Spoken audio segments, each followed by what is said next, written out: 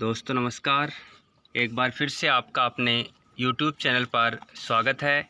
आज के इस वीडियो में हम बात करेंगे संज्ञा शब्दों की।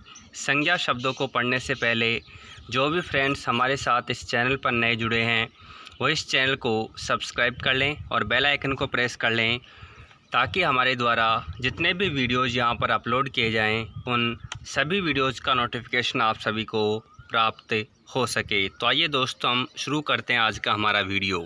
सबसे पहले हम बात करते हैं संज्ञा की परिभाषा की।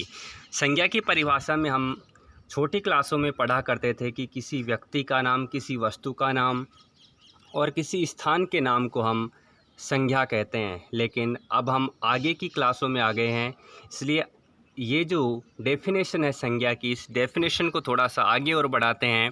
तो इसकी डेफिनेशन में हम आगे पढ़ेंगे कि किसी व्यक्ति का नाम और किसी वस्तु का नाम, किसी स्थान का नाम, साथ ही में भाव, दशा, गुण व अवस्था के नाम को संज्ञा कहते हैं। यहाँ पर मैंने आपको संज्ञा की परिभाषा में 4 नए शब्द और जोड़ दिए हैं। 4 नए शब्द कौन कौन से हैं? भाव, दशा, गुण और अवस्था। तो यदि आपके पास में इनमें से भी यदि कोई सा नाम हो तो उसको हम संज्ञा कह सकते हैं। अब हम बात करते हैं संज्ञा के भेदों की। संज्ञा के मुख्य रूप से 3 भेद होते हैं। पहला है व्यक्तिवाचक संज्ञा, दूसरा है जातिवाचक संज्ञा, तीसरा है भाववाचक संज्ञा। व्यक्तिवाचक संज्ञा, जातिवाचक संज्ञा और भाववाचक संज्ञा। दोस्तों कुछ एक जो हिंदी के विशेषज्ञ हैं उन्होंने जातिवाचक संज्ञा को 2 भागों में बांट रखा है। वो 2 भाग हैं यहाँ पर, द्रव्यवाचक संज्ञा और समूहवाचक या समुदायवाचक संज्ञा। इसके बारे में हम आगे विस्तृत रूप से चर्चा करेंगे। तो अब हम बात करते हैं सबसे पहले व्यक्तिवाचक संज्ञा की। व्यक्तिवाचक संज्ञा की परिभाषा है वे संज्ञा शब्द जो किसी व्यक्ति विशेष, वस्तु विशेष या स्थान विशेष का बोध करवाएं, ऐसे शब्दों को हम व्यक्तिवाचक संज्ञा कहते हैं। आगे चलते हैं व्यक्तिवाचक संज्ञा के उदाहरणों में।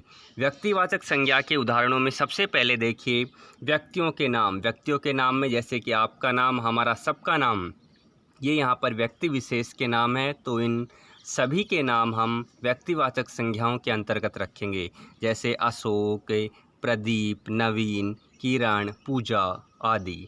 दूसरे नंबर पे बात करते हैं देशों के नामों की। तो जितने भी देशों के नाम हैं संसार में, वो सारे देशों के नाम व्यक्तिवाचक संज्ञाओं के अंतर्गत काउंट किए जाते हैं, जैसे चीन, जापान, भारत, ईरान, पाकिस्तान, अफ़गानिस्तान, नेपाल, श्रीलंका, भूटान। ये सारे जो भी देशों के नाम हैं ये सारे व्यक्तिवाचक संज्ञाओं के अंतर्गत आते हैं। आगे पढ़ते हैं नदियों के नाम की। विश्व में जितनी भी नदियां हैं उन सभी नदियों के नाम व्यक्तिवाचक संज्ञाओं के अंतर्गत आते हैं, जैसे गंगा, यमुना, सरस्वती, चंबल, बनास, बाणगंगा आदि नदियों के नाम व्यक्तिवाचक संज्ञाओं के अंतर्गत गिने जाएंगे। आगे बढ़ते हैं शहरों के नाम। शहरों के नाम जैसे जयपुर, जोधपुर, नई दिल्ली, इलाहाबाद, पटना, वाराणसी, कोलकाता। ये जो शहरों के नाम हैं ये सारे शहरों के नाम व्यक्तिवाचक संज्ञाओं के अंतर्गत गिने जाते हैं। धार्मिक ग्रंथों के नाम। धार्मिक ग्रंथों के नामों में रामायण, महाभारत, गीता, कुरान, बाइबल आदि जो भी धार्मिक ग्रंथों के नाम हैं ये सारे धार्मिक ग्रंथों के नाम व्यक्तिवाचक संज्ञाओं के अंतर्गत गिने जाते हैं। दिशाओं के नाम। दिशाओं के नाम जैसे पूर्व, पश्चिम, उत्तर, दक्षिण, नैऋत्य, वायव्य, आग्नेय। ये जो दिशाओं के नाम है ये सारी दिशाओं के नाम व्यक्तिवाचक संज्ञाओं के अंतर्गत गिने जाते हैं।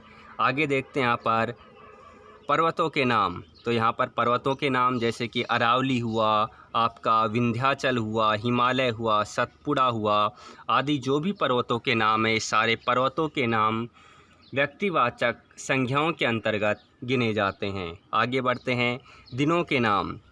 दिनों के नाम जैसे सोमवार, मंगलवार, बुधवार, बृहस्पतिवार, शुक्रवार, शनिवार और रविवार। ये जो दिनों के नाम हैं ये सारे व्यक्तिवाचक संज्ञाओं के अंतर्गत गिने जाते हैं। दोस्तों यहाँ पर एक प्रश्न रीजनिंग के अंतर्गत बहुत बार पूछ लिया जाता है कि सप्ताह का अंतिम दिन कौन सा होता है। तो दोस्तों आपको यहाँ पर याद रखना है सप्ताह का अंतिम दिन होता है रविवार और सप्ताह की शुरुआत होती है सोमवार से।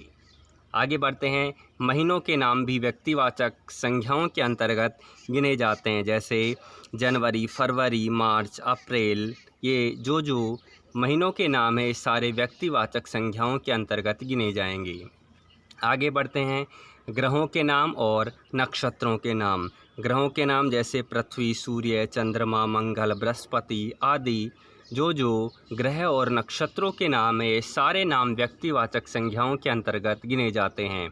त्योहारों के नाम।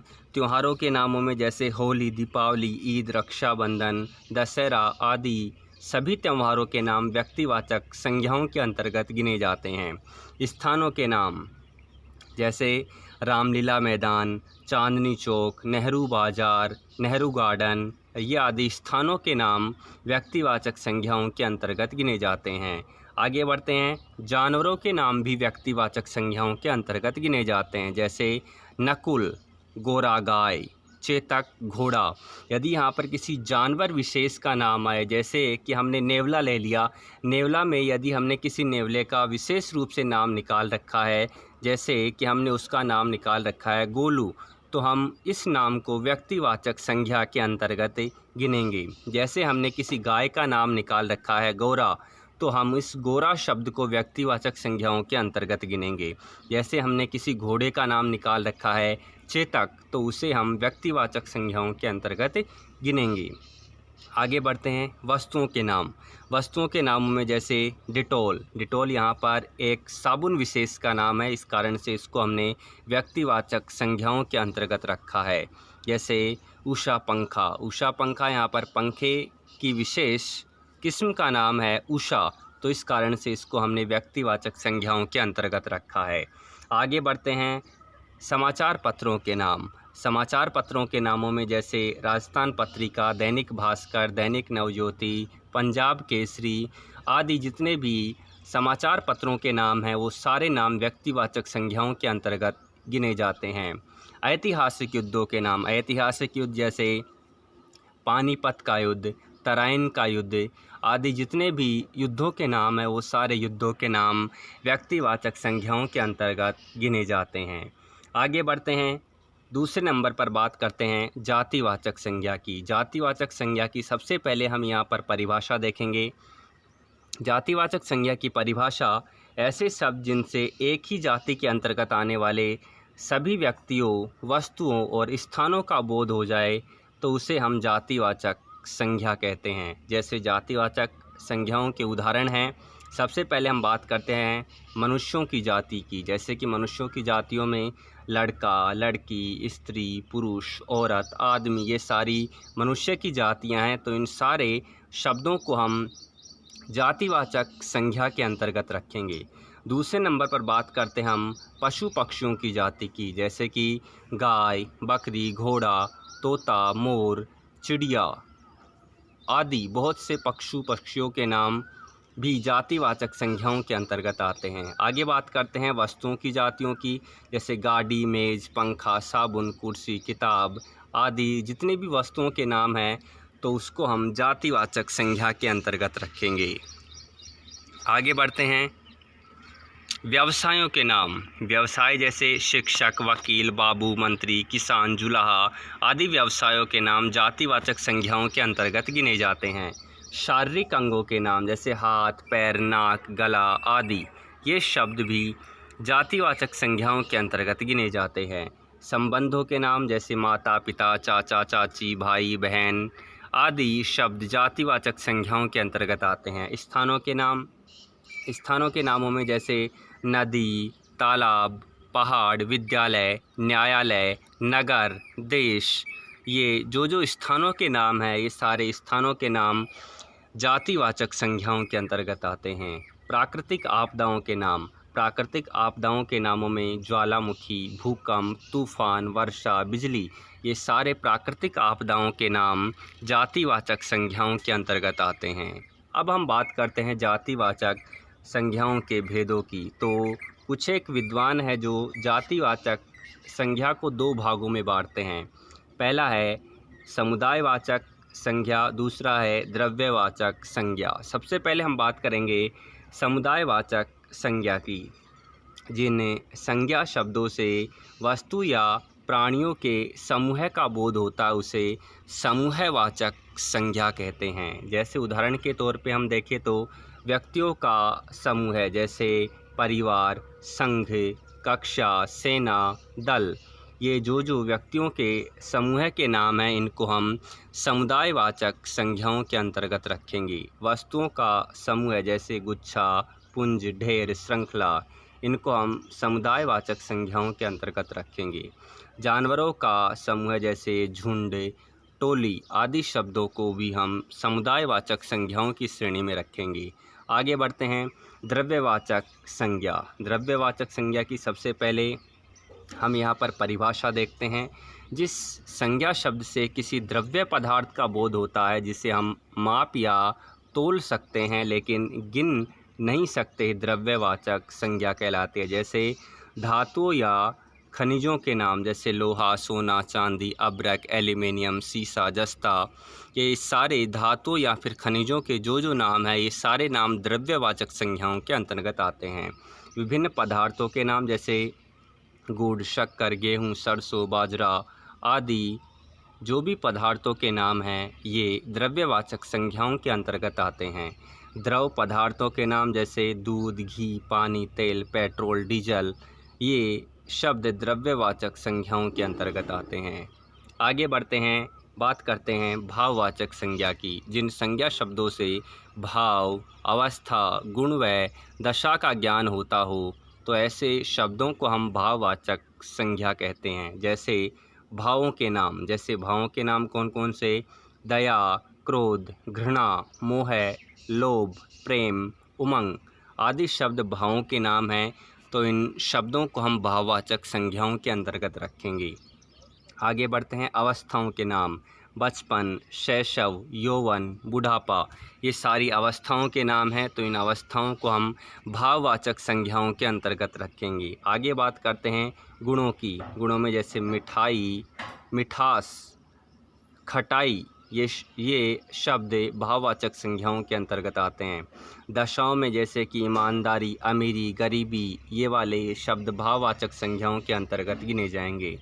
अब यहाँ पर बहुत बार परीक्षाओं में प्रश्न पूछा जाता है कि भाववाचक संज्ञा शब्द किन किन शब्दों से बन सकते हैं।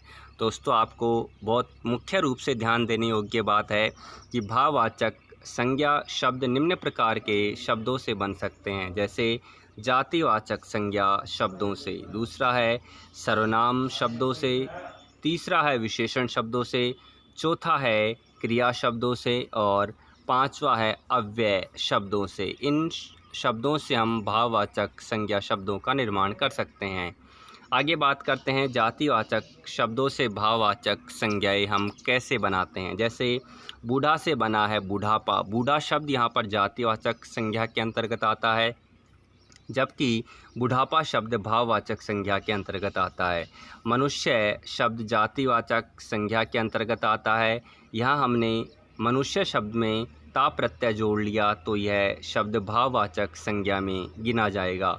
दास से दासता, डाकू से डकैती, नौकर से नौकरी, मित्र से मित्रता, शत्रु से शत्रुता, बच्चा से बचपन, गुरु से गौरव और भक्त से भक्ति, ये सारे शब्द जातिवाचक संज्ञा शब्दों से बने हुए हैं। आगे बात करते हैं सर्वनाम शब्दों से भाववाचक संज्ञाएं बनाना। जैसे सर्व से सर्वस्व, अपना से अपनापन, अपना से अपनत्व, स्व से स्वत्व, मम से ममता, मम से ममत्व, निज से निजत्व, ये सारे शब्द सर्वनाम शब्दों से बने हुए हैं। विशेषण शब्दों से भाववाचक संज्ञाएं बनाना। जैसे मोटापा, चतुराई, मिठास, गर्मी, विनम्रता, अच्छाई, उदारता, सुंदरता, सौंदर्य, मधुरता, माधुर्य, स्वास्थ्य, आलस्य, सफाई, सरलता, वीरता, बुराई, ये सारे शब्द विशेषण शब्दों से बने हुए हैं। दोस्तों, यहाँ पर एक इम्पोर्टेंट प्रश्न ये बनता है, सुंदरता और सौंदर्य। यहाँ पर आप लोग स्पेशल ध्यान रखेंगे कि सौंदर्यता शब्द नहीं होता। सौंदर्यता शब्द नहीं होता, या तो होता है सुंदरता या होता है सौंदर्य। या फिर दूसरा हम इस प्रकार से याद रख सकते हैं कि माधुर्यता शब्द नहीं होता, या तो होता है मधुरता या होता है माधुर्य। माधुर्य शब्द में मधुर मूल शब्द है। मधुर मूल शब्द से यह प्रत्यय करने से माधुर्य शब्द बनता है। मधुरता शब्द में मधुर शब्द से ता प्रत्यय करने पर मधुरता शब्द बनता है। ऐसे ही उदारता शब्द में उदार शब्द से ता प्रत्यय करने से उदारता शब्द बनता है। ऐसे ही सौंदर्य शब्द में सुंदर शब्द से यह प्रत्यय करने पर सौंदर्य शब्द बनता है। सुंदर शब्द में ता प्रत्यय करने से सुंदरता शब्द बनता है। मोटा शब्द में आपा प्रत्यय करने से मोटापा शब्द बनता है। चतुर शब्द में आई प्रत्यय करने से चतुराई शब्द बनता है। मीठा शब्द में आस प्रत्यय करने से मिठास शब्द बनता है। गर्म शब्द में ई प्रत्यय करने से गर्मी शब्द बनता है। विनम्र शब्द में विनम्रता शब्द में मूल शब्द है नम्र, यहाँ पर वी उपसर्ग का प्रयोग हुआ है, ता यहाँ पर प्रत्यय है, इस कारण से यहाँ पर विनम्रता शब्द बना है। अच्छा शब्द में आई प्रत्यय करने से अच्छाई शब्द बना है। इसी प्रकार स्वस्थ शब्द में यह प्रत्यय करने से स्वास्थ्य बना है। आलस्य शब्द में यह प्रत्यय करने से आलस्य बना है। साफ से आई प्रत्यय करने पर सफाई बना है। सरल शब्द से ता प्रत्यय करने पर सरलता शब्द बना है। वीर शब्द से ता प्रत्यय करने पर वीरता शब्द बना है। बुरा शब्द से आई प्रत्यय करने पर बुराई शब्द बना है। आगे बात करते हैं क्रिया शब्दों से भाववाचक शब्द बनाना। जैसे घबराना से घबराहट, सजाना से सजावट, मारना से मार, लड़ना से लड़ाई, जीतना से जीत, भूल, चुनाव, लिखाई, थकावट, लेन देन, दौड़, खेल, हार, उड़ान, पढ़ाई, बनावट, गुनगुनाहट, ये सारे शब्द क्रिया शब्दों से बने हुए हैं। अब आगे बात करते हैं अव्ययों से भाववाचक शब्द बनाना। जैसे कि अपने पास में उदाहरण है, भीतर से बना है भीतरी, दूर से बना है दूरी, और परस्पर से बना है पारस्परिक, निकट से बना है निकटता, समीप से बना है सामीप्य, शीघ्र से बना है शीघ्रता, और ऊपर से बना है ऊपरी। तो इस प्रकार से हम अव्ययों से भी भाववाचक संज्ञाओं का निर्माण कर सकते हैं। दोस्तों, ये था हमारा आज का संज्ञा से जुड़ा हुआ बहुत महत्वपूर्ण शिक्षण बिंदु जो हम स्पेशली आपके लिए लेकर के आए थे। जो भी फ्रेंड्स हमारे साथ इस चैनल पर नए जुड़े हैं वो इसे सब्सक्राइब कर लें और बेल आइकन को भी प्रेस कर लें, ताकि हमारे द्वारा यहाँ पर जितने भी वीडियोज़ अपलोड किए जाएं उन सभी वीडियोज़ का नोटिफिकेशन आप सभी को जल्दी से जल्दी पहुँच सके। ओके फ्रेंड्स, मिलते हैं नेक्स्ट वीडियो में।